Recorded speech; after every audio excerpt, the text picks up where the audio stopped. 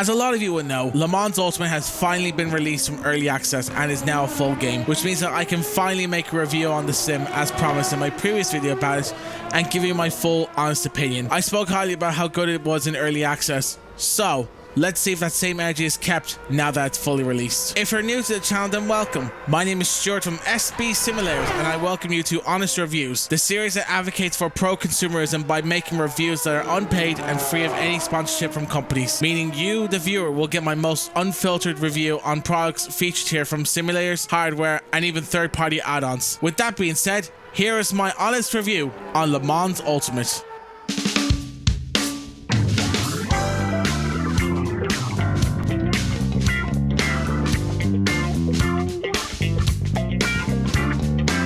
Studio 397 is a relatively small studio that made their name known after the parent company Luminous International, a Dutch IT software group, bought the rights to RF2 back in 2016, handing the development over from Image Space Incorporated. Based out in the city of Apeldoorn in the Dutch province of Gelderland, they have brought many features to RF2, including DirectX 11, virtual reality, and 2 different user interfaces for the sim. They have also released paid content to the sim, including the majority of GTE and GT3 cars at the time, along with many real-world tracks, giving players more choice of cars and tracks to race from in the sim. If you're a fan of the British Touring Car Championship, then this will be the sim for you, as it includes cars from the 2021 to the 2023 season respectively, so you'll be able to feel immersed in driving as some of your favourite cars, teams, and drivers from those 3 seasons. To this day, R Factor 2 remains my all-time favourite sim purely for its AI.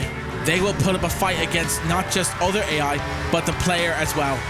I spoke highly about it in my review for RF2, which remains my most viewed video on the channel. In my opinion, it has the best AI of any racing sim on the market right now. No other sim, except for Ultima Ballista 2 that is, has managed to come close to matching the same raciness and eagerness that the RF2 AI has.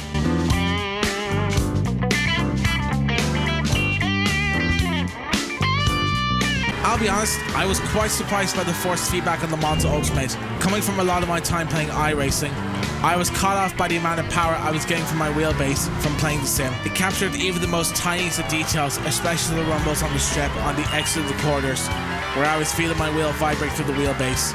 I honestly don't remember getting that kind of power from playing iRacing, so to see it in Le Mans Ultimate definitely did take a bit of getting used to.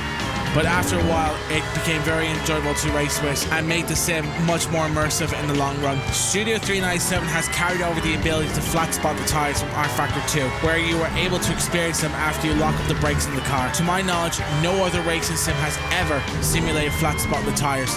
Not even iRacing has that feature for its tyre model. It's a feature that makes Le Mans Ultimate and R Factor 2 stand out from the other racing sims. I love how you can feel the weight of the car going through the corners, from the lightweight prototypes to the heavy and bulky GT3 cars that feels like trying to drive a very heavy cargo ship through tight canals. Honestly though, I never get that kind of feeling from iRacing, so experiencing that in Le Mans Ultimate was a huge difference for me.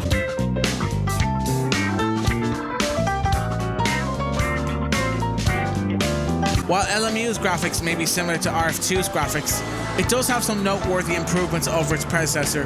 The lighting feels more natural and comes with nice reflections and details reflected from the cars, as well as the surrounding environments that each track has. Even the details on the cockpit of the cars feels like a step forward from R Factor 2, which I am happy to see the huge improvements as an RF2 fan. What sold the graphics end of things for me the most is the grime and dirt on the windows. As you can see in this clip, Studio 397 did an amazing job adding it on the cars within the sim. It was the last thing I expected to see in any racing sim, but to see it here in Le Mans Ultimate made the car cockpits much more realistic and much more immersive when driving them within Le Mans Ultimate. In fact, all the cars within the game have dirt and grime on the windows on them, so it's great to see the little details added within the cars, and it also shows how much the developers have stepped up their game since R Factor 2, no pun intended.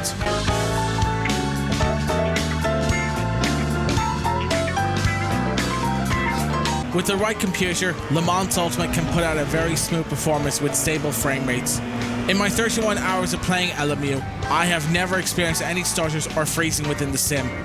The only time I ever experienced frame drops was at the start of the race with a full grid. Looking at the benchmark that I did with Le Mans Ultimate, I would get an average on 80 to 100 frames per second when racing in a full grid on a track like Circuit de la Sarre. all while running on an RTX 4070 GPU, which I am very satisfied with. During the benchmark, I never experienced any FPS drops or stuttering, so for me, the performance from the sim is fantastic. In terms of system specs, the recommended GPU to play Le Mans Ultimate with is a GTX 2070, but you can get away with a 1060 and play with that card if you cannot afford a higher end RTX card. Even better, of course, Le Mans Ultimate is compatible with both Windows 10 and Windows 11, so if you're not planning to upgrade from Windows 10 anytime soon, you will still be able to play the sim on your operating system if you so choose to, that is.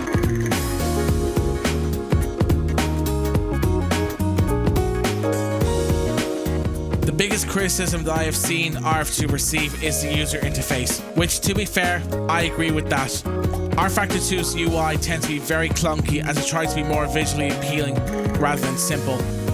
Fortunately though, it seems that Studio 397 have responded to that criticism and made a user interface that is simple to navigate around with. LMU's UI makes it easier to find the particular settings you want and doesn't try to clutter everything all together in one big group, unlike one particular game. And yes, I'm looking at you, Codemasters. I also like how the sim also comes with the option to race on alternative layouts in each circuit within the sim. For example, on the Bahrain circuit, you can race on the GP layout along with the option to race on the endurance and the outer layouts of the track, which I will give props to S397 for including those in the game, as it gives players more choice of tracks to race on.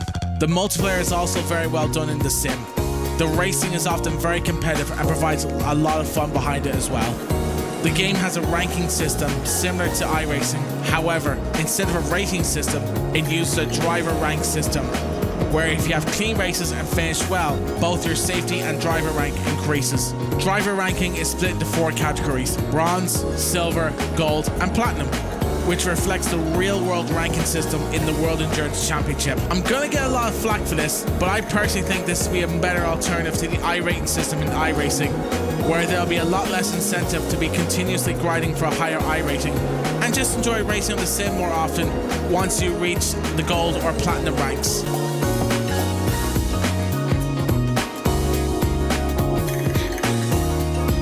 Of course, while I do enjoy Le Mans Ultimate a lot, there is one major flaw with the sim that I feel let down by, and that is the AI. Now, let me make this crystal clear. I get that Studio 397 is shifting their focus towards online racing, as that is where most of the action is in sim racing. However, I spent a lot of my time on the offline aspect of rFactor 2, where I had a lot more fun racing against the AI than I did online. Sadly though, that same eagerness from the AI to battle with is just not there anymore in Le Mans Ultimate. When I played LMU in early access, I was amazed by how much the AI will battle each other and race side by side with each other, not letting up at all. Somehow though, the developer S397 took a step back on that and made them dull and boring to race against. Don't get me wrong, they will battle the player on the odd occasion here and there, but only if you push them to do so. Otherwise, they'll just sit behind you and sit behind other cars and just not race them at all. On top of that, the AI lack any spatial awareness towards you, the player. I would be getting lapped by the hypercars, and they would show little to no care of your presence and run into the side or in the back of you like you're not there at all. This is the exact same issue that I had with the AI in F1 25, only this time instead, the AI is programmed by Pastor Maldonado instead of Lance Stroll this time around. Seriously though, what happened Studio 397? You had a fantastic AI model in rFactor 2, and you've taken a massive step back from that in Le Mans Ultimate.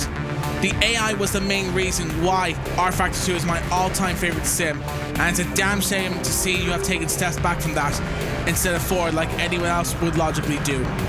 All you had to do was copy the AI model from RF2 to Le Mans Ultimate, fine-tune it a little bit, and you have a fantastic AI model in LMU. Now, I understand most of your focus is on online racing, but I would love to see that same AI from RF2 return to Le Mans Ultimate, because that was the best thing about rFactor 2 in my honest opinion.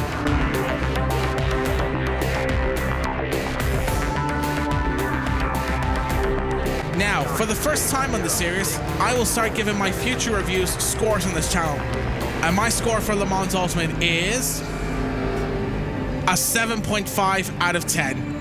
A worthy successor to rFactor 2, but the shift to online racing from the developer and its publisher, Motorsport Games, has made the AI a lot less fun to race against for offline races. Now overall though, I really like Le Mans Ultimate, and it's great that we finally have an officially licensed game of the World Endurance Championship. If Studio 397 continue to make improvements and make the right choices to the online aspect of the sim, then who knows? We could be looking at a potential competitor for iRacing in the near future. So, that is my review, and I'm sorry if this review was a bit shorter than normal. This review was merely a follow-up to my video that I did on Le Mans Ultimate during early access. So consider it an update on that video with my updated opinion on it as it is with the game fully released. I've seen a lot of my friends playing Le Mans Ultimate, and especially a few YouTubers that I watch who are mostly iRacing guys themselves, start playing Le Mans Ultimate, which gave me the encouragement to go back and try Le Mans Ultimate again and make my own review on it to see how it is now fully released compared to where it was in early access. With all that being said though, no matter what you use my reviews for, whether it's to help to get an opinion on a game you want to purchase, or you just want some random stranger on the internet to validate your purchase, I thank you for taking the time out of your day to check out my review, and I hope it was helpful nonetheless. So with all that being said, thank you again for watching, and until next time for some more racing, flying, and rock and roll, take care and goodbye.